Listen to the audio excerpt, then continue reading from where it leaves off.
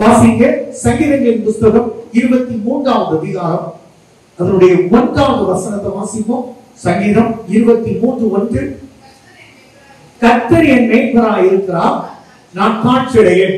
இதுக்கு இந்த செய்திக்கான ஒரு தலைப்பு, கர்த்தர் என் மேய்ப்பராய் இருக்கிறார், எனக்கு ஒருபோதும் ஒரு நாளும் ஒரு குறைவும் இல்லை. விசுவாசிக்கிறவங்க எல்லாம் கரங்களை தட்டி கதப்படுவோம். ஆமென். ஹல்லேலூயா. இது ஒரு சென்சிட்டிவான ஒரு செய்தி. நீங்க நம்ம இதுவரை நிறைய கேட்டிருப்போம். ஆனா இந்த செய்தி கொஞ்சம் டிஃபரெண்டாக உங்களோடு கர்த்தர் பேச கர்த்தர் கிருபை கொடுப்பார், மாற்றம் இல்லை. அதே போல யோவானுக்கு எழுதின புத்தகம் 10வது அதிகாரம் 11வது வசனத்தை வாசிங்க. யோவானுக்கு எழுதின புத்தகம் 10வது அதிகாரம் 11வது வசனம். நானே நல்ல மேய்ப்பன், நல்ல மேய்ப்பன் ஆடுகளுக்காக தன் ஜீவனை கொடுக்கிறான். அதே போல 9 வாசிப்போம்.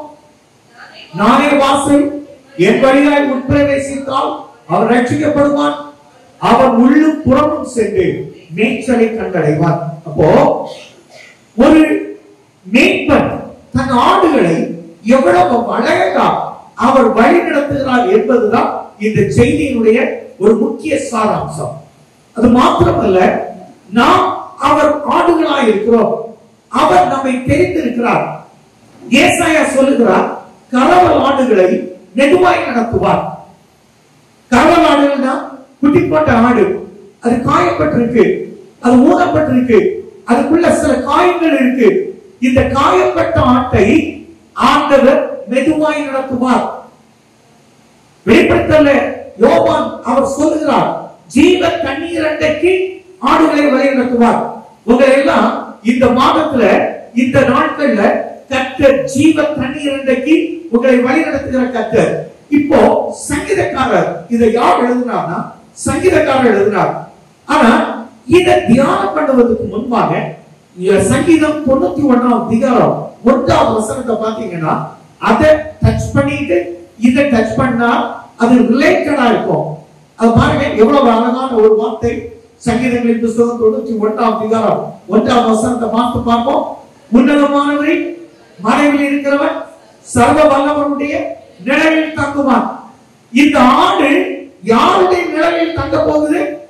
சர்வ வல்லவனுடைய நிழலில். ஆடுகள் நாம் எல்லாரும். மேய்ப்பன் யார்? கர்த்தர். இப்ப சபையில ஆடுகள் நீங்க, மேய்ப்பராக கர்த்தர் என்னை வைத்திருக்கிறார். இந்த ஆடுகள் அது பொலித்து குட்டி போட்டு மந்தை பெருகுவது போல நாம் நம்முடைய பணியை செய்யும் போது, நம்முடைய மந்தை பெருகும் போது, ஒவ்வொரு விசுவாசியும் ஒவ்வொரு குழந்தையை பெற்றெடுப்பது போல ஆடு எப்படி பெற்றெடுக்கிறதோ மந்தை பெருகிறது போல உங்க இல்லம் பெருகும், உங்கள் உள்ளம் பெருகும், சபை பெருகும், மாற்றமில்லை. ஆனால் ஏன் சங்கீதக்காரர் அழகா சொல்லி இருக்கிறார்? நான் எப்படி கோர்த்து இருக்கிறேன்னா, இத பாத்தீங்கன்னா 6 வசனம் இருக்கு, 5 கருத்துக்கள். இதுல இந்த 2வது வசனத்தை 3வது பகுதியா கொண்டு வர நினைச்சிருக்கேன். 2வது வசனம் பாருங்க. அவர் என்னை புல்லுள்ள இடங்களில் மேய்த்து அமர்ந்த தண்ணீர் அண்டையில் கொண்டு போய் விடுகிறார். இந்த புல்லுள்ள இடங்களுக்கு முன்பாக சங்கீதக்காரர் இந்த 23வது சங்கீதத்தை சொல்லும் முன்பு அவர் நிறைய சோதனைகளை சந்திக்கிறார். நிறைய சோதனைகள் பாத்தீங்கன்னா இந்த 4வது வசனத்தை வாசிங்க. 4வது வசனம், நான் மரண இருளின் பள்ளத்தாக்கிலே நடந்தாலும் பொல்லாப்புக்கு பயப்படேன், தேவரீர் என்னோடு கூட இருக்கிறீர், உமது கோலும் உமது கடியும் என்னை தேற்றும். இப்போ ஏன் இதுக்கு கூட சொல்லணும்? அழகா சொல்லிட்டு வர்றாரு, புல்லுள்ள இடங்களில் மேய்ப்பேன், அமர்ந்த தண்ணீரை கொண்டு போய் விடுவேன். இத சொல்லிட்டு ஏன் இத கீழே சொல்லணும்? அது என்ன சொல்ற? மரண இருளின் பள்ளத்தாக்கிலே நான் நடக்கிறேன். இருக்கிற அநேகர் மரண இருளின் பள்ளத்தாக்கில் தான் நாம் நடந்து கொண்டு இருக்கிறோம். இது மாற்றமில்லை. ஆனால் பொல்லாப்பு நம்மை அப்பப்போ த்ரெட்டன் பண்ணும், பயமுறுத்தும். இந்த பொல்லாப்புக்கு சங்கீதக்காரன் சொல்லுகிறார், நான் பயப்பட மாட்டேன். ஏன்னா என் தேவன் என்னோடு கூட இருக்கிறார். அது மட்டுமல்ல, அவருடைய கோலும் அவருடைய கடியும் என்னை தேற்றிக் கொண்டிருக்கிறது. இத மரண இருளை பள்ளத்தாக்கு, இந்த கில்லர் ஒரு வில்டர்னஸ் யூதேயா இஸ்ரவேல் நாட்டில் இருக்கு. இது மொத்தத்துல பாத்தீங்கன்னா இஸ்ரவேல் நாட்டினுடைய ஒரு சூழ்நிலையை இங்கே நமக்கு அதை வரைந்து வைத்திருக்கிறார். இத பாத்தீங்கன்னா இதனுடைய பின்னணி, முதல்ல நான் இப்ப பின்னணியை தான் சொல்றேன், அப்புறமா கொஞ்சம் கூட இன்னைக்கு இருக்கிற சிச்சுவேஷனுக்கு கனெக்ட் பண்ணி கர்த்தர் இந்த மேய்ப்பராக எப்படி இருக்கிறார். நாம் ஆடுகளா இருக்கிறோம், நமக்கு எல்லாருக்கும் தெரியும். நான் ஒரே ஒரு கேள்வி கேட்கலாம். நம்ம பிக்சர்ல என்ன பார்த்திருக்கோம்? படத்துல ஆண்டவர் இயேசு, ஒரு கம்பு, நிறைய ஆடுகள், ஒரு ஆட்டுக்குட்டி மடியில. யாருக்கெல்லாம் அதை மடியில ஆட்டுக்குட்டியா இருக்குன்னு ஆசை இருக்கு? 1 2 3. நான் இப்ப சொன்னதை சொன்னா ஐயோ வேண்டாம், அந்த மடி வேண்டாம்.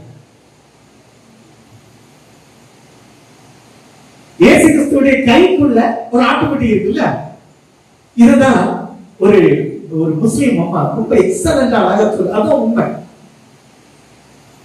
99 ஆண்டுகள் ஆண்டவருக்கு கவலை இல்லை, 99 ஆண்டுகளை பற்றி ஆண்டவர் கவலைப்படவே இல்லை. ஒரு ஆட்டை மட்டும் தான் கவலைப்படுகிறார். அந்த ஆடு வேறேக்காவா வேணுமா வேண்டாம்? அந்த ஆடு கீழ்ப்படியாத ஆடு, மனம் போற போக்குற ஆடு. அது ஜம்ப் பண்ணி அங்க போய் காயப்பட்டு நடக்க முடியாம இருக்கிறத அவர் தூக்கி கையில வச்சிருக்கிறார். இது சொன்னா கேட்காது, எத்தனை முறை சொன்னாலும் கேட்காது. சவுலுக்கு எத்தனையோ வாய்ப்பு கொடுத்தார், அவன் கேட்கல பாருங்க. ஆனாலும் ஆண்டவர் எனக்கு அந்த ஆட்டுக்கு மேல ஒரு நம்பிக்கை வைத்திருக்கிறார். இன்றல்ல நாளை அல்ல, என்றாலும் ஒரு நாள் என் சத்தத்தை கேட்டு அடங்கி இருக்கும்.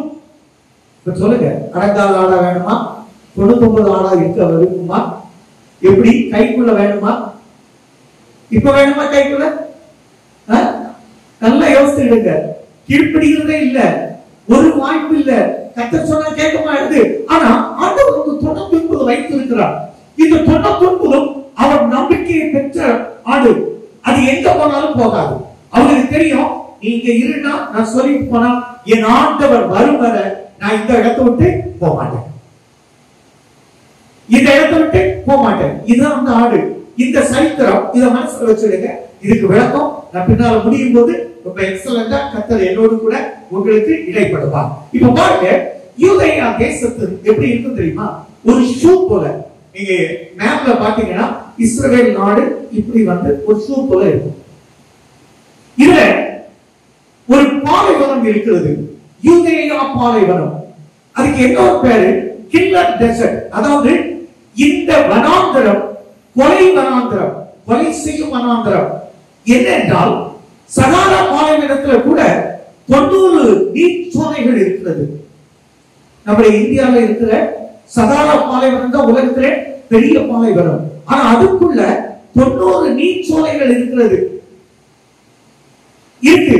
ஆனா இந்த வனாந்தரம் பாருங்க, 90 மைல் நீளமும் 60 மைல் அகலமும். கொஞ்சம் கூட குறவு இருக்கும். நான் எக்ஸாக்டா சொல்லல, கொஞ்சம் கூட வரலாம், அதனால கொஞ்சம் குறையலாம். இந்த பாலைவனம் சுமார் இப்ப வெயில், இப்ப நமக்கு இந்த தடவை நம்ம கன்னியாகுமரி மாவட்டத்துல வெயில் 100 டிகிரி தொடரல. அவ்வளவு ஒரு இதமான சூழ்நிலை கர்த்தர் கொடுத்திருக்கிறார். அங்க பாத்தீங்கன்னா எப்பவும் மினிமம் 100. ஆனா இந்த கோடை காலங்கள் சந்திக்கும் போது 160 சென்டிகிரேட் அந்த ஹீட் பதிவாகும். அப்ப எவ்வளவு சூடு இருக்கும் யோசித்து பாருங்க. இந்த பாலைவனத்துக்குள்ள ஒரு நீர்ச்சோலைகளும் இல்லை. அதனால அவர் சொன்னார், இப்போ இவரை சவுல் ஒரு பெரிய போராட்டத்துல துரத்திட்டே வரான். அவன் பாருங்க, இவை 3000 பேரோடு படையெடுத்து வரலாம். வரும்போது கர்த்தர் என்ன செய்தார் என்றால் பெலிஸ்தியனை ஏவி விட்டார். இந்த பெலிஸ்தியன் படையெடுத்து வந்துட்டான்னு சொன்ன உடனே அவரை விட்டுவிட்டு பெலிஸ்தியரை பார்க்க வந்தான். இப்போ பெலிஸ்தியர் அடங்கி போனான்னு சொன்ன உடனே பழையபடி வரட்டும். இங்க இத பாத்தீங்கன்னா 2 நீர்ச்சோலைகள் இருக்கிறது. ஒன்று ஏலாம் பள்ளத்தாக்கின் நீரூற்று, 2 என்கேதி நீரூற்று. இந்த ஏலாம் பள்ளத்தாக்கின் நீரூற்றானது இஸ்ரவேல் தேசத்துக்கு வெளியே இருக்கு. ஆனா என்கேதி இஸ்ரவேல் தேசத்துக்கு உள்ளே இருக்கு. இந்த பாலைவனம் முடியும் போது அங்கே இருக்கு. அங்கே 2 நீரூற்று இருக்கு. ஒன்று தாவீது நீரூற்று, இன்னொன்று சூலமித்தினுடைய நீரூற்று. 2 இருக்கு. இந்த சரித்திரத்தை நீங்க புரிஞ்சுக்கிடுங்க.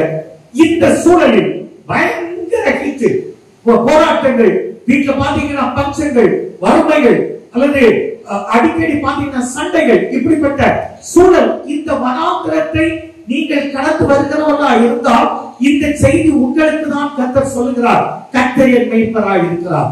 ஆமென். அல்லேலூயா. நல்லா புரிஞ்சுக்கிடுங்க. கடன்பட்டிருப்போம்.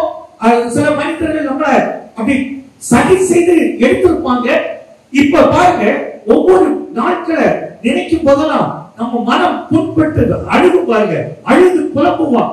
நான் உழைத்த உழைப்பு அந்த ஏதோ ஒருத்தர் கையில மாட்டிக்கிட்டே புலம்புற பாருங்க. இந்த சூடு, இது ஒரு வனாந்திரம்.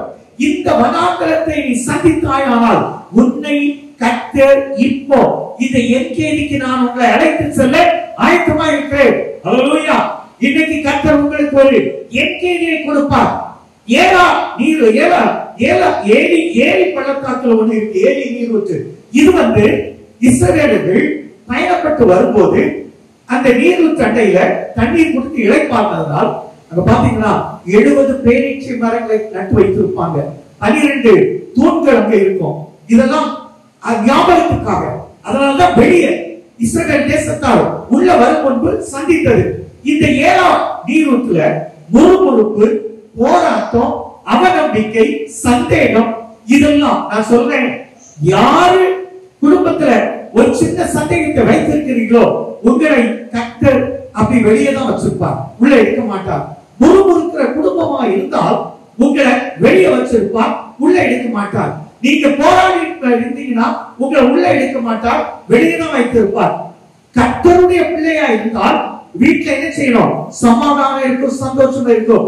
இந்த வனாந்திரம், கில்லர் வனாந்திரம் இருக்கலாம், ஒரு சொத்து கூட தண்ணீர் இந்த வனாந்திரத்துல, இந்த யூதேயா வனாந்திரத்துல, பாலைவனத்துல இல்லவே இல்லைங்க. சங்கீதம் 63:1 வாசிங்க. சங்கீதங்களின் புத்தகம் 63ஆம் அதிகாரம் 1ஆம் வசனம் பாருங்க. அந்த வனாந்திரம் எவ்வளவு கொடுமையான வனாந்திரம் என்று அழகா சொல்லி இருக்கு பாருங்க. வாசிப்போம். தேவனே, நீர் என்னுடைய தேவன், அதிகாலமே தேடுகிறேன். வறண்டது, விடாய்த்தது, தண்ணீரற்றதுமான நிலத்திலே என் ஆத்துமா உங்கள் தாகமா இருக்கிறது, மாம்சமானது உமை வாஞ்சிக்கிறது. ஒன்றே, என் குடும்பத்துல வறண்டு போயிருக்கிறேன். எவ்வளவு சம்பாதித்தாலும் கையில காசு தங்க மாட்டேங்க. என் தொழில் ஒரு வறண்டு போயிருக்கிறது, விடாய்த்தவனாய் இருக்கிறேன். இதை செய்யலாம், இதை செய்யலாம், இதை செய்யலாம், கையில காசு தங்க மாட்டேங்க. நம்ம சொல்லுவோம். எல்லாருக்கும் ஒரு சிம்பிள் எப்படி இப்படி பார்த்துக்கிட்டு கையை பார்த்தா, என் கையை பாருங்க எவ்வளவு பெரிய ஓட்டை இருக்கு, நிக்கவே நிக்காது. சொல்லுவோம். நான் இல்ல, கத்து இருக்க ஓட்டை எதுக்கு வச்சிருக்காருன்னா, இப்படி பாரு, மனுஷனை பார்த்துட்டியா, இந்த மனுஷர்கள் இதுக்குள்ளதான் இருக்காங்களா. நான் சொல்றேன், உலகத்தான் சொல்லலாம். இந்த இப்படி பார்த்தேன்னா, நான் இன்னும் ஒரு காமெடி கேட்டேன். பானை, இந்த யானை வேணும், அந்த யானை பானைக்குள்ள வேணுமா? யானை எதுக்குள்ள வேணும்? பானைக்குள்ள வருமா? வருமா? வரும். 2 கண்ணுனால 2 வாட்டையை போட்டு அந்த பானையை வச்சு யானையை பார்த்தா பக்கத்துல நிற்கும். இதுதான் இதுங்க. நீங்க உங்க பிரச்சனைய உங்க இப்படி பாருங்க, உங்க பிரச்சனை உங்க பக்கத்துல நிற்கும். ஆனா நான் சொல்றேன், பாரு, அதை பத்தி யோசிக்காத, பிரச்சனையை மாத்த கர்த்தர் மேய்ப்பராய் இருப்பார். ஆமென். எந்த பிரச்சனையா இருந்தாலும் அதை பத்தி கவலைப்படாண்டா. ஏன்னா இந்த பாத்தீங்கன்னா அந்த வனாந்தரத்துல புழுதி புயல் ஒன்று உண்டு, சூறாவளி உண்டு. இந்த புழுதி புயல் வரும்போது பகல் கூட இருக்குமா? நான் சொல்றேன், சில சமயங்கள்ல புயல் வீசும் போது பகல் கூட நமக்கு இருட்டு போயிருக்கு பாருங்க. நான் சமீபத்துல எனக்கு ரொம்ப கவலைப்பட வைத்த ஒரு சம்பவம். இப்போ 3வது ஒரு மகா எனக்கு போன் பண்ணி, எனக்கு எங்க சுழற்சியில் ஒரு பிலீவர் பையன் 31 வயசு, துபாயில வேலை பார்த்துட்டு இருக்காங்க, சளின்னு சொல்லிட்டு இருந்தாங்க. இப்போ இருந்தல ரத்தம் வந்து இப்போ பாத்தீங்கன்னா 4 நாள் தான் ஹாஸ்பிட்டல் அட்மிட் ஆனாங்க. ரொம்ப சீரியஸா இருக்கு, ஜெபிங்க. நான் ஜோமண்டா அந்த பையன் இறந்தாச்சு. ஒரு கருப்பு துணியை போட்டு மூடியாச்சு. அந்த பிள்ளைகிட்ட எப்படி சொல்ல, தாயார், நான் சொன்னேன், தாயார் கலப்பினார், இப்ப எதுக்காக போனோம், கொஞ்சம் பார்த்து போலாமே, அவ்வளவுதான். இப்ப பாருங்க, ஒரு புயல், ஒரு சூறாவளி புயல் அந்த குடும்பத்தை தாக்கிச்சு பாருங்க.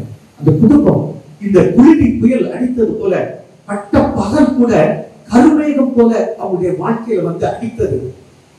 நான் கர்த்தர் உங்களை பாதுகாப்பா. அது 2வது. நான் சொல்ல, இப்படி ஒரு சூழலை திடீர்னு ஒரு புயல் அடிக்கிறது போல நம்ம அடிக்கும் போதுதான் தெரியுங்க நம்முடைய சூழல். இப்படிப்பட்ட சுயல் அடித்தால் கூட கர்த்தர் உனக்கு மேய்ப்பராய் இருப்பார். ஆமென். எந்த புயலா இருந்தாலும் கர்த்தர் உனக்கு மேய்ப்பராய் இருக்கிறார். உஷ்ணமோ வறட்சியோ, இந்த புயல் சூரியனை மறைத்து அது இருட்டை கொண்டு வருவது போல வெளிச்சத்தை மறைத்தால் இயேசு வெளிச்சமாக உனக்குள்ளே வருவார். அவர் ஒரு மேய்ப்பராய் இருப்பார். உன்னை வழிநடத்துவார். புல்லுள்ள இடங்களில் வழிநடத்துவார். மாற்ற இல்ல, அவர் கடைசி முறையில என்கேதியை நீங்கள் காண செய்வார். இந்த என்கேதி எப்படின்னா செழிப்பான இடம். என்கேதியில பாத்தீங்கன்னா அழகா, அதுல பாத்தீங்கன்னா பேரீச்சை மரங்கள், ஒலிவ மர கோப்புகள், இதெல்லாம் அந்த என்கேதி சுற்றி இருக்கு. இங்க பாலைவனம், இதை தாண்டி போக முடியாது. ஆனா தாண்டி போனா, இதுக்குள்ளோடி போனா அவர் செத்தே போவான். சவுல் தாவீதை விரட்டும் போது இந்த என்ட்ரன்ஸ் கூட வரும்போது ஆண்டவர் கிட்ட கொண்டு வந்து அங்க ஒரு பெலிஸ்தருக்கு ஆணையிட்டார். வந்து போனான் பாருங்க, இவன் சேஃபா அங்க போயிட்டான். மீண்டும் வரும்போது இவனை பிடிக்க முடியல. சத்துருக்களை உங்கள் கையில் கொடுக்கிற கர்த்தர் பாருங்க. தாவீது இப்போ அவன் ஜலமல்லாதி கலைக்கு போகும்போது சாவுக்கு போயிட்டான். அவனுக்கு தெரியும், உன் எதிராளிக்கு தெரியும், நீ உயர்ந்தத்தில் ஏறிக்க போகிறாய், உன்னை கர்த்தர் உயர்ந்தத்தில் வைப்பார். சவுல் சொன்ன பாருங்க, நிச்சயமாய் நீ ராஜாவாய் இருப்பாய். நான் சொல்றேன், நிச்சயமாய் உன் தொழில் அழகா கர்த்தர் உங்க தொழில அப்படி விரித்தடைய வைக்கிற கர்த்தர். தொழில் செய்யறவங்க சொல்றேன், இந்த மாதத்துல ஆண்டவர் உங்களுக்கு 50,000 ரூபாய் மீதம் எடுக்க கர்த்தர் கிருபை கொடுப்பார். நான் விசுவாசிக்கிறேன். உன் விசுவாசத்தின்படி உனக்கு ஆகும் என்கிறேன். நிச்சயமா சொல்றேன், இந்த என்கேதி உங்களை தேடி வருகிறது. இந்த என்கேதி இருந்தாதான் கர்த்தர் மேய்ப்பராய் இருப்பார். மேய்ப்பராய் இருந்தால் அவர் ஆடுகளை பாதுகாத்துக் கொள்வார். ஓநாய்க்கோ சிங்கத்துக்கோ அவர் கட்டளையிட மாட்டார். அதனால தாவீது சொல்லுகிறார், சிங்கத்தின் கைக்கும் கரடியின் கைக்கும் என்னை தப்புவித்த கர்த்தர் இந்த பொல்லாத பெலிஸ்தியனை நான் மேற்கொள்வேன். அல்லேலூயா. நான் சொல்றேன், பெலிஸ்தியனை மேற்கொள்ள உங்களை ஆடாக அவர் தெரிந்தெடுத்து இருக்கிறார். அவர் உங்களை கைவிடவே மாட்டார். இப்ப பாருங்க, உங்க நீரூற்றுகள் எப்படி இருக்கும்னு பாத்தீங்கன்னா, இதுல உன்னத பாட்டுக்கு எழுதுற புஸ்தகம் 1ஆம் அதிகாரம் 7வது 8வது வசனத்தை பாருங்க. உன்னத பாட்டு 1 7 8 வாசிங்க.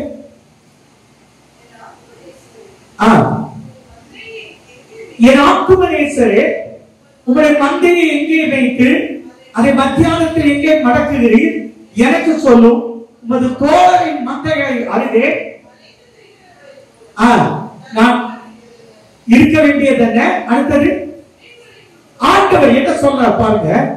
சூலகத்தை பார்த்து சொல்லுகிறார், ரூபவதியே, நீ அதை அறியாயாயில் மந்தையின் காலடிகளை தொடர்ந்து போய் மேற்பருடைய கூடாரங்களில் உன் ஆட்டுக்குட்டிகளை உன் பிள்ளைகள் நேரு. இப்போ ஆண்டவர் ஒரு மணவாளர், சூரியனுக்கு மணவாட்டி. இந்த மணவாட்டியாகிய நாம் ஏதாவது பிரச்சனை வந்துட்டுன்னா ஒன்ன தேடாண்டா அவர் சொல்லுகிறார், உனக்கு முன்னால சபையில இருக்கிற ஜனங்கள் சபைக்கு வந்து போற அந்த காலடியை தொடர்ந்து கடந்து போய் தேவனை சபையில பாரு, அந்த இழப்ப பாரு. அவர் இழைப்பாட பண்ணுகிறார். இந்த இடம் இழைப்பாளரின் இடம். இந்த இடத்துல வந்துட்டா உங்களுக்கு இழைப்பாளர் உண்டு. நீ கேட்பதை கொடுக்க கர்த்தர் சித்தமா இருக்கிறார். அவர் அள்ளி கொடுக்கிற கர்த்தர் கிள்ளி ஒண்ணு கொடுக்க மாட்டார். அள்ளி கொடுக்கிற கர்த்தர் சித்தமா இருக்கிறார். அதனால சொல்றார், சொல்லி நிறுத்திட்ட நீரூற்றி எப்படி. இந்த 4வது அதிகாரத்துல பாருங்க, உன்னத பாட்டு. இந்த ஒரு அதிகாரத்தை வாசிப்போம்.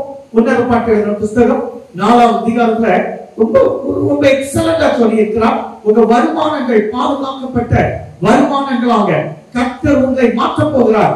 அது மட்டும் இல்ல, வாசிப்போம் 12வது வசனத்தை வாசிப்போம். என் சகோதரியே, என் மனவாளியே, நீ அணைக்கப்பட்ட தோட்டம். இதுவரை உன் திராட்சை தோட்டத்துல கல் இருந்திருக்கலாம், முள் இருந்திருக்கலாம், எது இருந்தாலும் ஏசாயா 5ல சொன்னது போல ஆண்டவர் அதை மாற்றுகிறார், அதை பொறுக்குகிறார். இப்போ உங்கள் தோட்டத்தை அடைக்க போகிறார். இனி குள்ளநரியோ சிறுநரியோ அதை சேதப்படுத்தாதபடி உங்கள் இல்லங்கள் பாதுகாக்கப்பட போகிறது. அதுக்குதான் சொல்றார், நீ அடைக்கப்பட்ட தோட்டம், மறைவு கட்டப்பட்ட நீரூற்று என்றால் நீரூற்று வருமானம். நீரூற்று அதுக்கு அர்த்தம் என்ன? வருமானம். நான் சொல்றேன், உங்க வருமானங்கள் முத்திரிக்கப்பட போகிறது. அந்த கிணறு முத்திரிக்கப்படுகிறது. அதுல இன்னொருத்தர் வந்து உங்க வருமானத்துல அவன் கேட்க முடியாது. நம்ம அந்த திருமண நாளை கொண்டாடுங்க அன்பு மகளுக்கு அதை சொல்லும் போது சொன்னேன், உங்க கைகளின் பிரயாசத்தை நீங்க தான் சாப்பிடுவீங்க, இன்னொருத்தர் கொடுக்க மாட்டார். அதான் இங்கே சொல்லி இருக்கிறார். அது அடைக்கப்பட்ட தோட்டம், மறைவு கட்டப்பட்ட நீரூற்று. நீ எவ்வளவு சம்பாதித்தாலும் எதிராளியுடைய கண்களுக்கு தெரியாதபடி உன்னை பாதுகாக்கிற கர்த்தர். அதனாலதான் சொல்றார், கர்த்தரை மேய்ப்பராய். ஆமென். அல்லேலூயா. நிச்சயமா சொல்றேன், உங்க வருமானத்தை உங்க சத்துருக்களுக்கு கொடுக்க மாட்டீங்க. உங்க வருமானத்தை இன்னொருத்தர் எடுக்க அவன் கர்த்தர் அனுமதி கொடுக்க மாட்டார். ஏன்னா அது பசும்புல் மேய்ச்சல், பசுமையான இடமாக இருக்கிறது. இதுவரையிலும் அந்த கில்லர் டெசர்ட்டை பார்த்தவர். இப்ப பாருங்க, இதே சவுல் மீண்டும் ஒரு முறை தாவீதை விரட்டும் போது அவன் செம்பையும் ஈட்டி எடுத்து போயிட்டான். அங்க பாருங்க, அவன் சொல்றான், நீ ஆசீர்வதிக்கப்பட்டவன். நான் சொல்றேன், இதுவரை உங்களுக்கு தொல்லை கொடுத்துட்டு இருப்பாங்க, உங்களை பகைச்சிட்டு இருப்பாங்க, உங்களை காணும் போதெல்லாம் உங்களை என்ன எரிச்சல இருப்பாங்க. சில இடத்துல பாத்தீங்கன்னா நீதிமன்றத்துல கேஸ்ல இருக்கும். நான் சொல்றேன், நீ அடைக்கப்பட்ட தோட்டமா இருக்கிறாய். ஒன்னு ஒரு மனுஷன் கேள்வி கேட்க கர்த்தர் விட மாட்டார். சமீபத்துல ஒரு சகோதரர் பேசியிருக்கும் சொன்னார், ஏன் அவருக்கு கிராசிங் கிடையாது, ஏன்னா அந்த ஆள் வரல. இதே போல அந்த ஆளை மறைக்க பண்ணுகிற கர்த்தர், மறைவு கட்டப்பட்ட உன்னை எப்படி ஒருத்தர் குறுக்கு விசாரணை பண்ண கர்த்தர் அனுமதிப்பாருங்க. நான் சொல்றேன், எதுக்கு நான் இதை சொல்றேன்னா, உங்கள் சூழ்நிலை, உங்க வருமானம் குறைப்பட்டதா இருக்குமானால் நிச்சயமா சொல்றேன், உங்களுடைய வருமானத்தை அடைத்து உத்திரிக்கப்பட்ட கிணறை போல அது ஊற்றுக்கண்கள் செழிப்பா இருக்க சுரந்து வரும்படி கர்த்தர் உங்களை ஆசீர்வதிக்க சுத்தமா இருக்கிறார். அதனாலதான் கர்த்தரை மேய்ப்பராய். அல்லேலூயா, அல்லேலூயா, அல்லேலூயா. கர்த்தர் என் மேய்ப்பராய் இருக்கிறார். அதனாலதான் இப்போ வாசிப்போம் சங்கீதங்களின் புஸ்தகம் 1ஆம் அதிகாரம், சங்கீதம் 23ஆம் அதிகாரம். இப்போ வாசிப்போம் சங்கீதம் 23ஆம் அதிகாரம். இத வாசிக்கலாம். இப்ப பாருங்க, 2வது வசனத்தை வாசிங்க. 2வது வசனத்தை வாசிங்க. அவர் என்னை புல்லுள்ள இடங்களில் வைத்து அமர்ந்த தண்ணீரண்டையில் கொண்டு போய் விடுகிறார். எங்க அமர்ந்த நல்ல. இப்ப பாருங்க, ஆடு இந்த நம்ம திருப்பரப்பு வாட்டர் ஃபால்ஸ்ல அப்படி சாடி வர்ற தண்ணியை குடிக்காது. சாடி வர்ற தண்ணியை குடிக்காது. கெட்டுப்பட்டு நிக்கிற தண்ணியும் குடிக்காது. அப்போ இப்ப பாத்தீங்கன்னா சில இடத்துல பாருங்க, தண்ணீரை ஃபில்டர் பண்ற இடத்துல போய் பாருங்க, நம்ம மெயின் ரோட்ல நம்ம பார்க்கலாம். சில இடத்துல ஃபில்டர் பண்றதுக்கு அப்படி பொங்கி அப்படி மழைச்சிட்டே இருக்கும், அது ஃபில்டர் ஆகிட்டே இருக்கும். இதே போல உங்க நீரூற்று இப்படி பொங்கி வருமே ஒழிய அது மற்றவருடைய கண்களுக்கு பார்த்தா ஆச்சரியமா இருக்கும். அதுலதான் ஆடு தண்ணி குடிக்கும். அப்படி பொங்கி வருகிற நீரூற்றாக, பொங்கி பொங்கி பெரிய அளவுல இல்ல, அதை பார்த்தாலே நமக்கு தண்ணிய அள்ளி குடிக்கலாம் தோணும். அப்படிப்பட்ட வருமானமாக உங்கள் குடும்பத்தை மாற்ற கர்த்தர் சித்தமா இருக்கிறார். கரங்களை தட்டி கட்டமா, எல்லா கரங்களை தட்டி கட்டமா. நான் சொல்றேன், இப்பதான் உங்களுக்கு முன்பாக அழகாக சொல்லிட்டு வர பாருங்க. நீரூற்று நான் சொன்னது போல ஒண்ணு தாவீதின் நீரூற்று, இன்னொன்னு சூலமித்தின் நீரூற்று. ஏன் அப்படின்னா இந்த நீரூற்று இப்படி பாருங்க, இந்த சர்ச்சுக்கு அளவு தான் ஒரு மலை, இந்த சர்ச்சுக்கு அளவு தான் மலை. இந்த மலையில பின்புறத்துல பாத்தீங்கன்னா இது தாவீதின் நீரூற்று, அந்த பக்கம் சூலமித்தின் நீரூற்று. இது தாவீது மணவாளன் கிறிஸ்து, சூலமித்தின் நாம் மணவாட்டி. நமக்காக ஒரு நீரூற்றை அந்த பக்கத்துல வைத்திருக்கிறார். இங்க பாத்தீங்கன்னா இந்த நீரூற்று, அந்த நீரூற்றுக்கு ஒரு பெரிய வேல்யூ வச்சிருக்கிறார். சூலமித்தின் நீரூற்றை அநேகர் கண் கொண்டாங்க, உங்களை பார்த்து அநேகர் கண் வைப்பாங்க. அப்படி கர்த்தர் உங்களை உயர்த்த போகிறார்.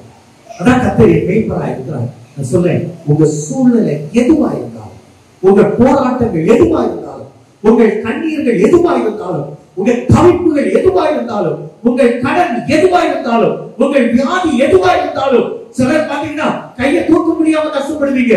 நான் சொல்றேன், இன்று உங்கள் கைகள் செயல்படும்படி கர்த்தர் இப்போ அற்புதம் செய்கிறார். அந்த கைகள் செயல்படும்.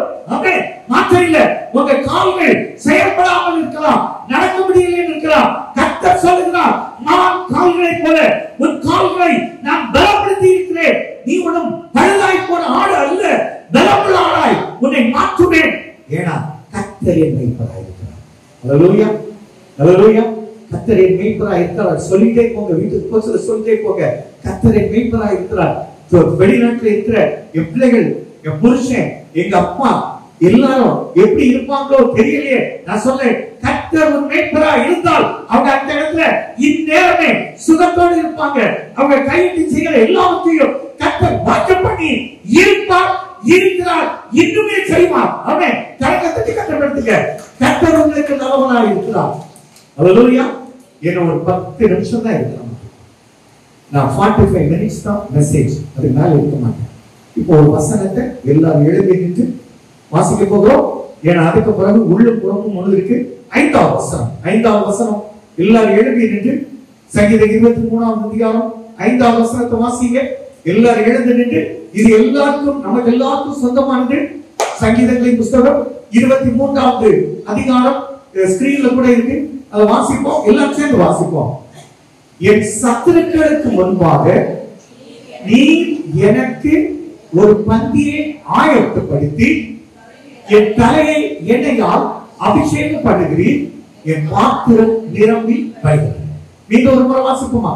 ஏன்னா இத 2-3 முறை வாசிக்கிறோம். இதுலதான் செய்தியே இருக்கு. என் சத்துருக்களுக்கு முன்பாக நீர் எனக்கு ஒரு பந்தியை ஆயத்தப்படுத்தி என் தலையை எண்ணெயால் அபிஷேகம் பண்ணுகிறீர், என் பாத்திரம் நிரம்பி வருகிறது. மீண்டும் ஒரு முறை, என் சத்துருக்களுக்கு முன்பாக நீர் எனக்கு ஒரு பந்தியை ஆயத்தப்படுத்தி என் தலையை எண்ணெயால் அபிஷேகம் பண்ணுகிறீர், என் பாத்திரம் நிரம்பி வருகிறது. ஏன் இதை சொல்லுகிறார்? 2 கோணத்துல சொல்றார். ஒன்று, சகோதரர்கள், தாவீதுடைய சகோதரர்கள் அப்பா அம்மா அவனை ஏற்றுக்கொண்டது இல்லை, அவரை புறத்தள்ளப்பட்டார். நமக்கு ஒன்று சாமுவேல் 14ஆம் அதிகாரத்துல பாத்தீங்கன்னா 3வது வசனத்துல இதற்கான ஒரு செய்தி என்று சொல்லப்பட்டிருக்கிறது. அது உங்களுக்கானதும். நான் சொல்றேன், நமக்கு தெரியும் ஒருத்தர் சத்துரு இருக்கிறான், நம்ம ரொம்ப அடிக்கடி தொல்லை கொடுக்கிற ஒரு சத்துரு இருக்கிறான். நம்மளை கண்டாலே அவன் பொய் தான் பேசிட்டு இருப்பான், பொய் தான் பேசுவான், வாயில பொய் தான் வரும். அந்த பொய் அவன் ரொம்ப நோகடிக்கும். அதே போல வாங்கிட்டு கொடுக்க மாட்டான், போன் பண்ணா எடுக்க மாட்டான். காசு கொடுத்தவன் நம்ம போய் போன் பண்ணா எடுக்க மாட்டான். அவனை தான் நம்ம தேடணும். அதே போல இந்த பொய் ஒரு பொல்லாத இது. நான் சொல்றேன், புதுசா நீங்க கேட்பீங்க. இதுதான் தாவீது சந்தித்தார். அதுல 3வது வசனத்தை வாசிங்க. 1 சாமுவேல் 16ஆம் அதிகாரம் 3வது வசனத்தை பாருங்க. அது ஒரு நல்ல செய்தி இருக்கு பாருங்க. நீ ஈசாயை பலியிடத்துக்கு அழைப்பாயாக, நீ செய்ய வேண்டியதை நான் உங்களுக்கு சொல்றேன். கர்த்தர் உன் மேய்ப்பராய் இருக்கிறார். இந்த வாரத்துல வருகிற நாட்கள்ல வாசிக்கிற அர்ச்சனாவே உன்னை பார்த்து கர்த்தர் சொல்லுகிறார். கேட்கிற பிள்ளையே உன்னை பார்த்து கர்த்தர் சொல்லுகிறார். நீ செய்ய வேண்டியதை கர்த்தர் உனக்கு அறிவிப்பார். ஆமென். கரங்களை தட்டி கர்த்தர் நடத்துவோம். நான் சொன்னது அர்ச்சனா வாசிக்கிறதுனால சொன்னேங்க. கேட்ட மாதிரி எல்லாருக்குமே தான், இது எல்லாருக்குமே தான். நீ செய்ய வேண்டியதை கர்த்தர் உனக்கு அறிவிப்பார். நீ போ, ஒரு காரியத்தை கர்த்தர் வாய்க்க பண்ணுவார். நீ ஜெயமாய் வருவாய். அதான் அடையாளம். எவ்வளவு அழகான ஒரு வார்த்தை. நான் உனக்கு சொல்லுகிறவனை நீ எனக்காக அபிஷேகம் பண்ணு. இப்படி வாங்க, ஃபாரின் போகும்போது எங்க எனக்கு மருமகா எல்லாரும் பாத்தீங்கன்னா ஃபாரின் போகும்போது மெடிக்கல் செக்கப் போட்டுன்னு சொல்லுவாங்க இல்லையா? ஆமா, இங்க பாருங்க, நான் சொல்லுகிறவனை நீ எனக்காக அபிஷேகம் பண்ணா அத மெடிக்கல் டெஸ்ட்ல ஃபிட் பண்ணி அனுப்பிடு. நான் சொல்லிட்டேன், நான் இவனை சொல்றேன், நீ இவனை ஃபிட் பண்ணி அனுப்பிடு. இதே போல எக்ஸாம்பிள் வெயிட் பண்ணி விட்டீங்க. கர்த்தர் சொல்லுகிற வார்த்தை, நான் சொல்லுகிறவனை நீ அபிஷேகம் பண்ணா நீ நான் சொல்லுகிற பிள்ளை அங்கே பாஸ் பண்ணிட்டு நான் சொல்லுகிறவன் ஜெயித்துட்டான். எதுவாக இருந்தாலும் யோசோ கோட்டோ அல்லது கடனோ எதுவானாலும் உங்கள் காரியத்தை வாய்க்க பண்ண கர்த்தர் உங்களுக்கு சொல்லுகிறதை செய்யுங்கள். ஆமென், ஹல்லேலூயா. கர்த்தர் ஒரு காரியத்தில் உங்களுக்கு காத்து இருக்கிறார். வார்த்தை இல்ல. இப்ப பாருங்க, ரொம்ப எக்ஸலென்ட் ஆனது. சகோதரர்கள் அவனை ஏற்றுக்கொள்ளவில்லை. அதனால சொன்னார், என் சத்துருக்களுக்கு முன்பாக ஒரு பந்தியை ஆயத்தப்படுத்தி. இதனாலதான் இந்த சங்கீதம் 23 நம்ம வாசிக்கும் முன்பாக கர்த்தரின் மேய்ப்பராய் இருக்கிறார் சொல்றதுக்கு முன்பாக 22 பார்க்கணும். 22 சொல்லி இருப்பார், என் தேவனே என் தேவனே ஏன் என்னை கைவிட்டு. எத்தனை பேர் கைவிடப்பட்ட சூழ்நிலை இருக்கலாம், கலங்கி போய் இருக்கலாம். ஆண்டவர், நான் சொன்னேன், கர்த்தர் உங்களை கைவிடவில்லை. அவர் ஒரு பரிதபிப்பு வந்ததான் சொன்னார். என் சகோதரனை ஏற்றுக்கொள்ளல, எங்க அப்பா என்னை ஏற்றுக்கொள்ளல, எங்க அம்மாவுக்கு ஒரு இக்கட்டான சூழ்நிலை, அம்மாக்கு மேல என் மேல ஒரு கரிசனை உண்டு. ஆனா எங்க அம்மா என்னை பார்க்க வர முடியாது. அடிமைகளோடு இருக்கிறேன், அடிமைகளோடு இருக்கிறேன். அதான் சங்கீதம் 22 நிறைய சொல்லி இருக்கிறார். இந்த சூழல்ல எப்படி கர்த்தர் அவரை அபிஷேகம் பண்ணார் பாருங்க. வாசிப்போம், ஒரு வசனத்தை கூட வாசிப்போம். 12வது வசனம் வாசிங்க. 12வது வசனம் வாசிங்க. ஆளப்பி அவனை அழைப்பித்தான். அவன் சிவந்த மேனியும் அழகிய கண்களும் நல்ல ரூபமுள்ளவனுமாய் இருந்தான். இந்த வசனத்தை வாசிக்கும் போது இப்படிதான் 7 பேருக்கும் பார்த்துருக்கான். இதே வாட்டி 7 பேருக்கு பாருங்க. 7வது வசனம் பாருங்க.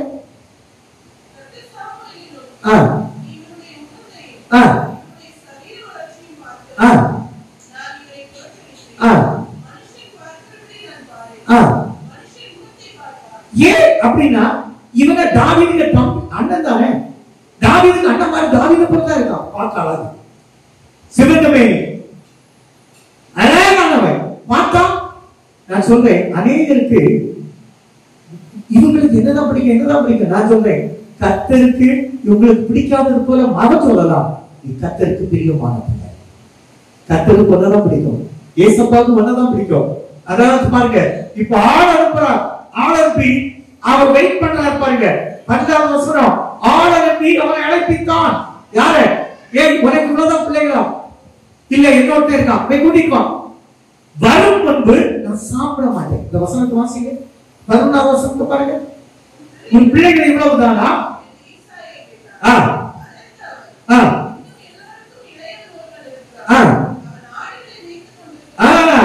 அவன் ஆடுகளை மேய்த்துக் கொண்டிருக்கிறார். அதனால சொன்னா கர்த்தரின் மேய்ப்பராய் இருக்கிறார்.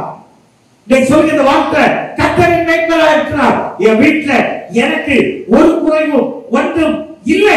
சொல்லிட்டு வாங்க, உங்க வீட்டுல குறை இருந்தால் மாற்றி போகும். எவ்வளவு அழகா சொன்னார். ஆடுகளை மேய்த்துக் கொண்டிருக்கிறார். அவரை வர சொல்லு.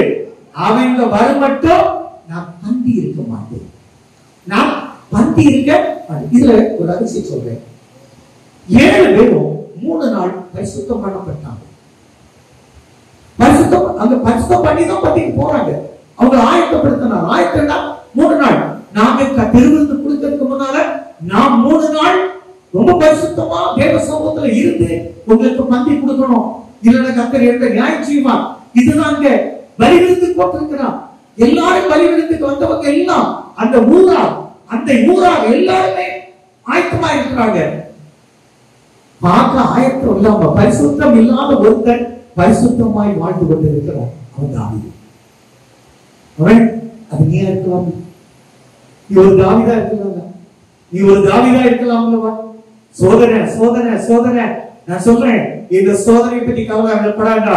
சிங்கத்தின் கைக்கும் கரடிக்கின் கைக்கும் உன்னை தப்புவித்த கர்த்தர் இந்த பெலிஸ்தியன் கைக்கா உன்னை தப்புவிக்க மாட்டார். கர்த்தர் உண்மை பராயிருக்கிறார். உனக்கு ஒரு குறைவும் இல்லை. வர்றது வர எவ்வளவு நேரம் ஒரு தேவ மனுஷன், ஒரு சாமுவேல் ஒரு தாவீது வருவதற்காக மணிக்கூர் கணக்காய் காத்திருக்கிறார். நியாயாதிபதிகள் 6ல பாத்தீங்கன்னா கிதியோனுக்காக தேவன் காத்திருந்தார். அவன் சொன்னதெல்லாம் கேட்டார். அது மட்டும் இல்ல, காத்திருந்தார். ஒரு ஆளை அடிச்சு கொண்டு வந்து தோலை உரிச்சு குழம்பு வச்சு பலி பீடத்துல கொண்டு விட்டு வர கிட்டத்தட்ட 2 மணி நேரம் 3 மணி நேரம் ஒரு கிதியோனுக்காக காத்திருந்தார். ஒரு தாவீதுக்காக சாமுவேல் எத்தனை மணி நேரம் ஒரு நாளா தெரியல காத்திருந்தார். தேவன் உனக்காக இந்த செய்தியை உன் காதுல கேட்கிற நீ உனக்காக காத்திருக்கிறார். உன் காரியத்தை மாற்றப்படும்படி உன் பக்கத்துல உன்னை தெரிந்து கொண்ட கர்த்தர் உனக்காக காத்திருக்கிறார். கவலையப்படாதுங்க. எல்லாம் கரங்களை தட்டி கத்தப்படுத்துவோம். எல்லாரும் கரங்களை தட்டி கத்தப்படுத்துவோம். இது ஒரு ஆளுக்காக. மனோவாக்கு சம்பவத்தில் பாத்தீங்கன்னா மனைவியிட்ட போய் சொல்றாரு. சொல்லமுத்துக்கு அந்த செய்தியா தெரியல. மனோவாக்கு மனைவியிட்ட போய் ஆண்டவர் சொன்னாரு, நீ ஜெப கேட்கப்பட்டு உனக்கு ஒரு புத்திரம் தருவேன். இந்த அம்மா ஓடி போய் யார்கிட்ட சொல்லிச்சு? புருஷன் சொன்னாரு, அம்மா உனக்கிட்ட வந்து ஒரு காட்சி எனக்கு தர மாட்டாரா? ஒரு காட்சி நான் பார்க்க மாட்டாரா? உனக்கிட்ட தங்க உனக்கு காட்சி கொடுத்தவரு எனக்கு ஒரு காட்சி தர மாட்டாரா? நாம கேட்பேன், இந்த பிள்ளைய எப்படி வளர்க்கணும், இந்த பிள்ளைய எப்படி வளர்க்கணும். இப்ப பாருங்க, முந்தின நாள் வந்து அந்த அம்மாட்ட உட்கார்ந்து சொல்லிட்டாரு. இந்த அம்மா அடுத்த நாள் போய் கூட்டிட்டு வாழ போற அதே வயல்ல அவர் காத்து இருக்கிறார். எவ்வளவு நேரம் தெரியாது, 1 மணி நேரம் 2 மணி நேரம். அதுக்கு அடுத்தால பலி. இப்போ கிதியோனுக்காக ஒரு தடவை காத்திருந்தார். ஒரு சாமுவேலுக்காக சாமுவேல் தாவீதுக்காக ஒரு தடவை காத்திருந்தார். ஆனால் மனோவாவுக்காக ஆண்டவர் 2 முறை காத்திருந்தார். ஒருக்காக 2 முறை என்ன 10 முறை கூட என் பிள்ளைக்காக அவர் காத்திருப்பார். ஏனென்றால் கர்த்தர் உனக்கு மேய்ப்பராக இருக்கிறார். அல்லேலூயா. கர்த்தர் காத்திருந்தார் ஜெயமே. தேவன் ஒரு காரியத்துக்காக உன் பக்கத்துல காத்திருந்தா உன் தொழில் சிறப்பா இருக்கும், நீ போகிற காரியம் சிறப்பா இருக்கும், நீ போகிற இடத்துல எல்லாம் கர்த்தர் உனக்கு முன்னே தூதனை அனுப்புவார். ஏன் இந்த ஸ்தலத்துல நீங்கள் காத்திருக்கிற காத்திருப்பின் காலம் ஜெயமாய் மாறும்.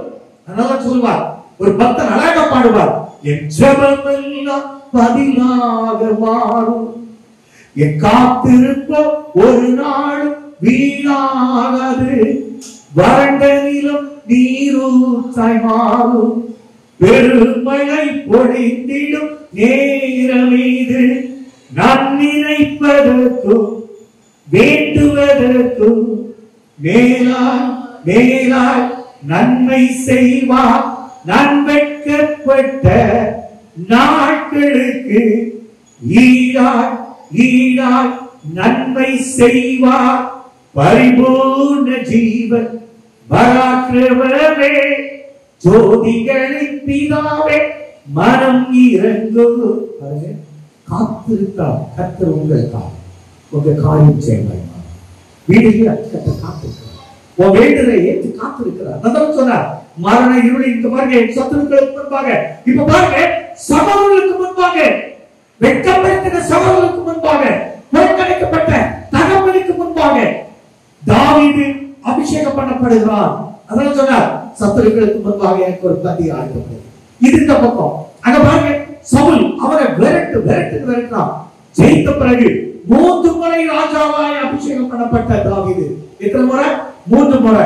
கர்த்தர் எத்தனை முறை கூட உங்களை அபிஷேகிப்பார். உங்க காரியத்தை ஜெயமாய் மாற்ற அவர் வந்து நிற்கிறார். நீங்க ஒண்ணுக்கு கவலைப்பட வேண்டாம். இப்ப பாத்தீங்கன்னா உள்ளும் புறமும் சென்று மேய்ச்சல், உள்ளும் புறமும். இந்த உள்ள வந்துட்டோம். உள்ள வந்தா எங்கேதியில பாத்தீங்கன்னா திராட்சை தோட்டம், ஒலிவ மரம். நம்ம ஒரு சங்கீதத்துல ஒரு மத்தியில ஆண்டவர் இயேசு அழகா சொல்லுவார், 5 அப்பத்தையும் 2 மீனையும் எடுத்து 5000 பேருக்கு கொடுக்கும் போது அவர் அதுல ஒரு வார்த்தை சொல்லுவார். எத்தனை பந்தி இருக்க சொல்லுவாங்க? பந்தி இருக்கிறது எத்தனை பேராட்டு நீ பந்தி 50 பேரா பந்தி அமர வைப்பார். இதே போல இந்த ஒலிவ தோப்பும் திராட்சை மரத்துடைய கூட்டமும் 50 நேராக அப்படி ஆக்குரேட்டா ஸ்டடியா நேரா வைத்திருப்பார். எப்பவுமே நினைச்சிடுங்க, சங்கீதம் 128:3 பாத்தீங்கன்னா அது இதுதான் பேப்பர் காட்டுகிறார். ஒரு ஒலிவ மரம் இருந்தால் அந்த வசனத்தை மட்டும் வாசிப்போம். சங்கீதம் 123:3 இது எல்லாரும் சேர்ந்து வாசிப்போமா? இது எல்லா திருமணமான குடும்பத்துக்குள்ள இருக்கிற எல்லா பிள்ளைகளுக்கு சொல்லப்பட்ட செய்தி வாசிப்போம். சங்கீதம் 128:3 போடுமா? உன் மனைவி உன் வீட்டவர்களே கைதலின் திராட்சை கொடியை போல இருப்பாள்.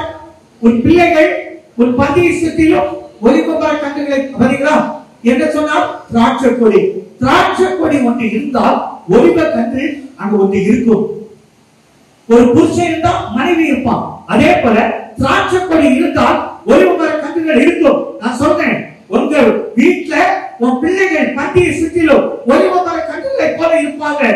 ஒலிவ மரத்துக்கு வேல்யூ பாரியிலிருந்து வந்த வரி கட்டுகிறது. ஒரு ஆயில் என்ன விதமா?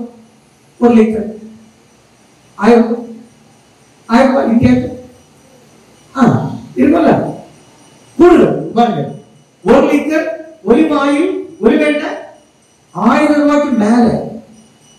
அப்போ உங்க பிள்ளைகள் எவ்வளவு வேல்யூ பிள்ளைகள்? நம்ம எப்படி கொண்டு தெரியுமா?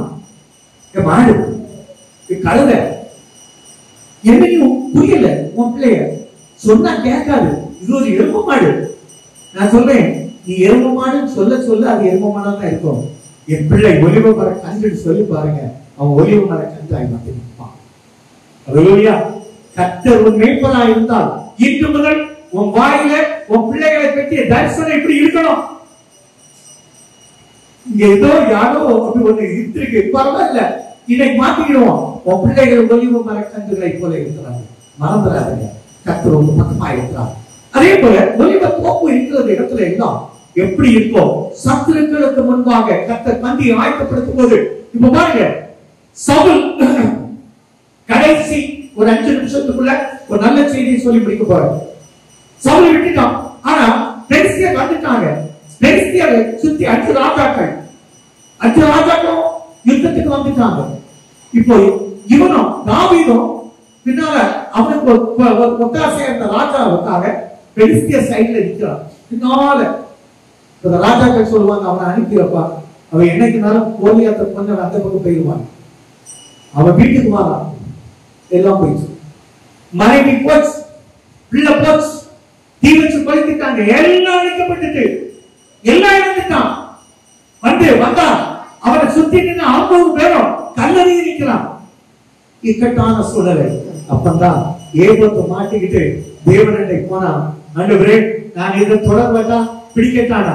ஓ, பிடித்துக் கொள்ளலாம். ஒன்றை இழந்தவன் 3 பெற்றான். பெலிஸ்தியரை கொல்ல, இஸ்ரவேலுடைய கொல்ல, அவனுடைய இழந்தது 3. அந்த வசனத்தை மட்டும் வாசிப்போம். வாசிங்க. 1 சாமுவேல் 30ஆம் அதிகாரம். 1 சாமுவேல் 30ஆம் அதிகாரத்தில் பாருங்க, ரொம்ப அழகாக சொல்லியிருப்பார். ஒன்றை இழந்தவர் 3 பெற்றுக் கொண்டார். நான் சொல்றேன், நீங்க எதெல்லாம் இழந்தீங்களோ, எதெல்லாம் உஷ்ணப்பட்டு எதெல்லாம் நஷ்டப்பட்டீங்களோ அதெல்லாம் கர்த்தர் உங்களுக்கு கொடுப்பார். பாருங்க, இந்த வசனத்தை வாசிங்க. 5வது வசனத்தை வாசிங்க. இல்ல 1 சாமுவேல் 38:8. தாவீது கர்த்தரை நோக்கி, நான் நஷ்டப்பட்டதை நான் பெற்றுக் கொள்வேனா? இப்படி சொல்லணும். நான் நஷ்டப்பட்டதை, நான் இழந்ததை நான் பெற்றுக் கொள்வேனா? அதை பிடிப்பேனா? அதற்கவர்